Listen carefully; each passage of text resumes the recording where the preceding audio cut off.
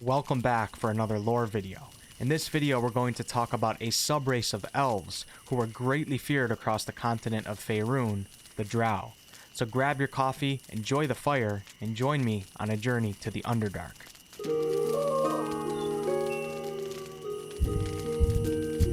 The Drow are a playable race in Baldur's Gate 3, and like the Githyanki, they should offer a unique and interesting experience. If you are one of the Drow who ventures to the surface world, you should expect to encounter feelings of mistrust and fear almost everywhere you go. Will you break the stereotypes of your race, like one named Drizzt Do'Urden, or will you give in to your more evil inclinations? Either way, your journey shall be a tale to be told for generations to come. At the end of this video, we'll talk about some of the advantages and disadvantages to being a Drow in Baldur's Gate 3, so you want to stick around for that. If you guys end up enjoying this video, please subscribe, for there's much more Baldur's Gate 3 content on the way. Let's get right into it. The Drow, also known as the Dark Elves, live below the surface of Faerun in the Underdark. They were a dark-skinned subrace of the Elves, and were for the most part feared and hated by most other races. They were shorter and thinner than the other sub-races of elves, standing typically between 4'7" and 5'5", and weighing between 90 and 160 pounds. If you are one to think of their smaller stature as a disadvantage, you will quickly find yourself 6 feet deep beneath the ground. A Drow could live for centuries, sometimes up to 750 to 800 years before passing from a natural death. However, unnatural deaths involving violence were far too common. For all you beard lovers, I hate to tell you, but the Drow were incapable of growing beards, but they were capable of sometimes growing long sideburns, so maybe you could settle for mutton chops. The Drow were a very intelligent race, many may argue more intelligent than most other sentient creatures. However, their seclusion in the Underdark would make them lack in the wisdom of the world. From birth, the Drow were taught that they were superior to other races, which led to arrogant, ambitious, sadistic, and treacherous personalities. If this doesn't appeal to you, fear not, for there were some who challenged the ways of their upbringings, and ultimately became heroes of the surface world. Drizzt Do'Urden is a prime example, and if you're looking for an inspiring epic tale of a Drow elf, start with the Legend of Drizzt book series. The first couple books are also set in his homeland of the Underdark, and will give you a deep understanding of the cruel Drow culture. Any other good Drow who had good morals would find themselves still conducting immoral actions, for the pressure of their society was too high. The good Drow who had the courage, or shall I say stupidity, to let themselves be known, were oftentimes sacrificed to the goddess of the Drow, Lolth, the Queen of Spiders. Most Drow's goals in life were to increase their station, for they desired the power over others that would bring. This often led to violent competition, which many times was conducted through methods of assassination outside of the public eye.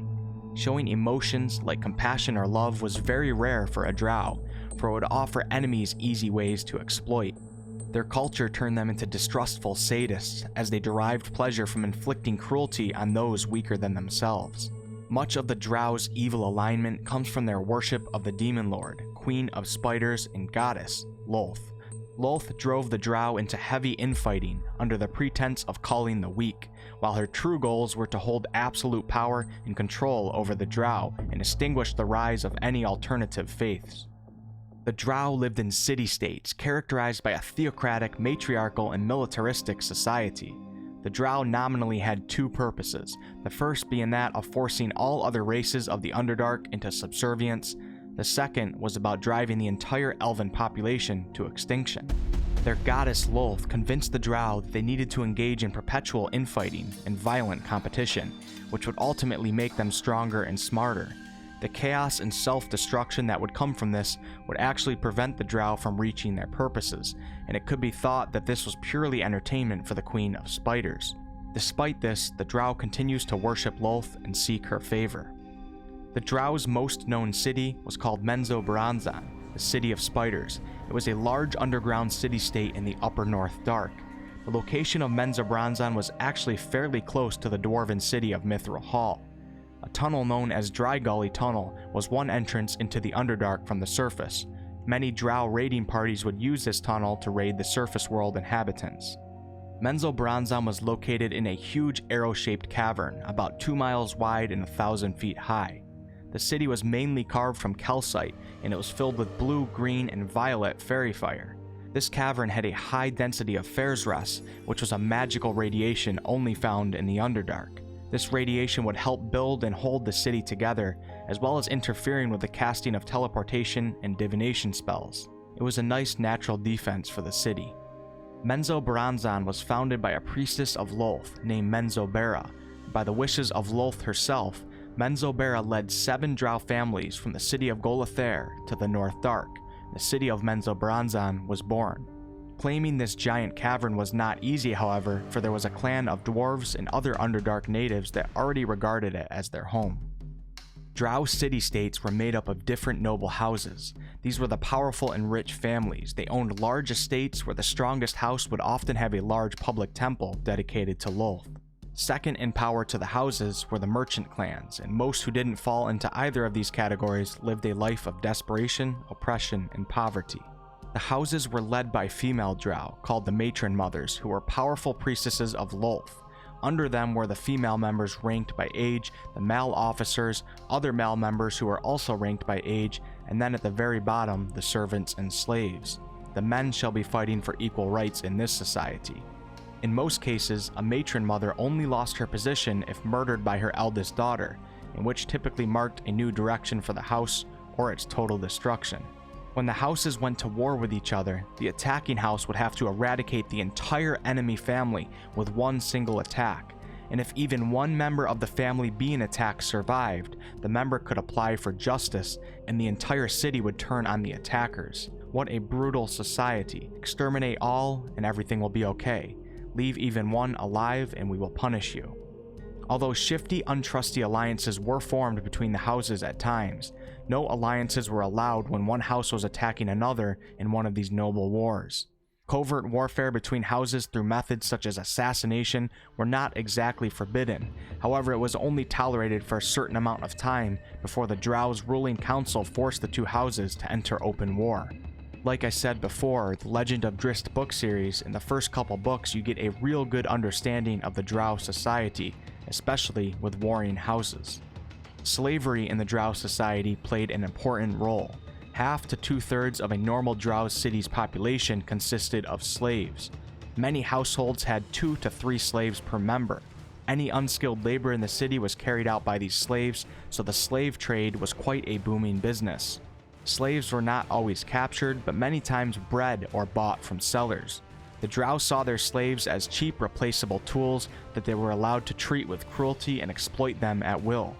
A slave was generally not allowed to look a Drow in the eye or carry a weapon unless given permission. Various creatures and races were used as slaves, from using their own Drow to having highly valued dwarven labor to the common goblins and bugbears. During a period of time known as the Silence of Lolth, where the goddess of Lolth did not answer any of her supplicants and the Drow clerics were unable to use divination magic, a group of renegade Mal Drow led a slave uprising, which ultimately forced the slaughter of a large number of slaves. Soon after this slave revolt, the leaders of the Drow city received word that the dwarven subrace called the Duergar were amassing an army to attack the city of Menzoberranzan. The Drow army marched out to meet them, where they were ambushed and lost 1/4 to 1/3 of their total number. They were forced to retreat back to the city. Then came the siege of Menzoberranzan itself. Luckily for the Drow, the Silence of Lolth ended, and Lolth's priestesses regained their power, and the Drow were able to defeat and force the retreat of the invading army. Menzoberranzan and the Drow society would recover, and the city mostly returned back to normal. Now let's talk about the advantages or disadvantages that being a Drow might bring you in Baldur's Gate 3. We'll start off with the bad news. Drow have a weakness to light in general, as do many creatures and races of the Underdark. They say it takes a Drow up to 10 years of exposure to sunlight for a Drow's eyes to get used to it. I remember the struggle that Drizzt Do'Urden went through when he first emerged onto the surface world. So in Baldur's Gate 3, if Larian follows the player handbook, they might give your Drow disadvantage on attack rolls and on wisdom checks that rely on sight when you or your target is in direct sunlight. It's also definitely possible that Larian will leave this out though. Some of the guaranteed advantages from what we saw on the gameplay reveal are you will gain a +1 to your charisma ability score. You will have dark vision, which will allow your character to see objects and opponents in the dark up to a certain distance, and it probably will be very useful if Baldur's Gate 3 takes us to the Underdark.